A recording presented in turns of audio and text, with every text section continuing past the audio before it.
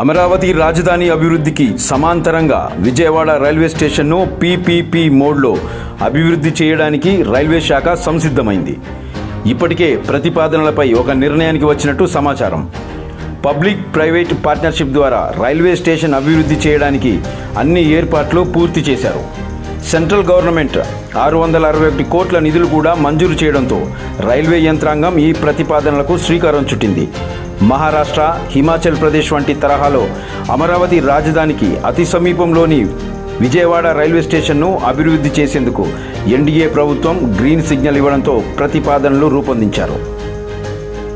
Railway station అభివృద్ధికి కావలసిన blue ప్రింట్ను కూడా తయారు చేశారు.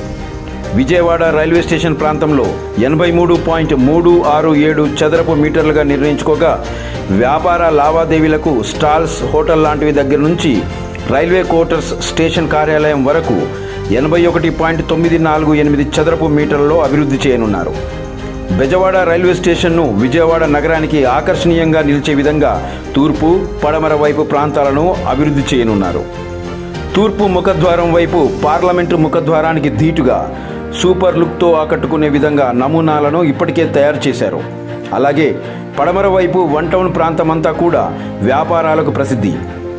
ఆ ప్రాంతంలో రైల్వే స్టేషన్లో సైతం వివిధ వ్యాపారాలకు అనుకూలంగా ఉండే విధంగా భవనాలను నిర్మిస్తున్నారు.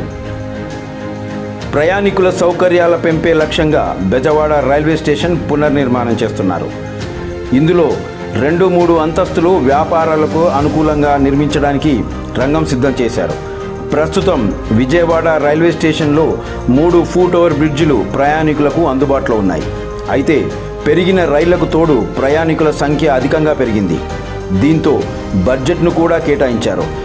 ఇదిలా ఉండగా రైల్వే స్టేషన్కు తూర్పు వైపు బయట ఉన్న సిటీ బస్టాండ్, స్కూటర్ పార్కింగ్ దగ్గర నుంచి టవర్ క్లాక్ ప్రాంతమంతా కూడా ఈ అభివృద్ధిలో మార్పులు చోటు చేసుకునే అవకాశం ఉన్నాయి. ఈ ప్రాంతం దగ్గరలో స్టేషన్కు చెందిన 41.70 చదరపు మీటర్ల ప్రాంతంలో G+2 భవనం నిర్మించనున్నారు. అలాగే పడమర వైపు G+2 6.647 చదరపు మీటర్ల పరిధిలో భవనాలను నిర్మించనున్నారు. ఇప్పటికే రాష్ట్ర ప్రభుత్వంతో రైల్వే అధికారులు చర్చలు జరిపారు. తూర్పు వైపు నిర్మించనున్న ముఖద్వారం కానీ, G+2 వంటి భవన నిర్మాణాలే కానీ అన్నిటికీ అనుకూలమైన ప్రదేశం ఉండగా, పడమర వైపు గాంధీ హిల్ కొండ ప్రాంతంలో 100 మీటర్ల మేర ఇప్పటికే రైల్వే వెస్ట్ బుకింగ్ కార్యాలయం, టీటీల విశ్రాంతి భవనంతో పాటు ఆర్పీఎఫ్ విశ్రాంతి భవనాలు నిర్మించి ఉన్నాయి.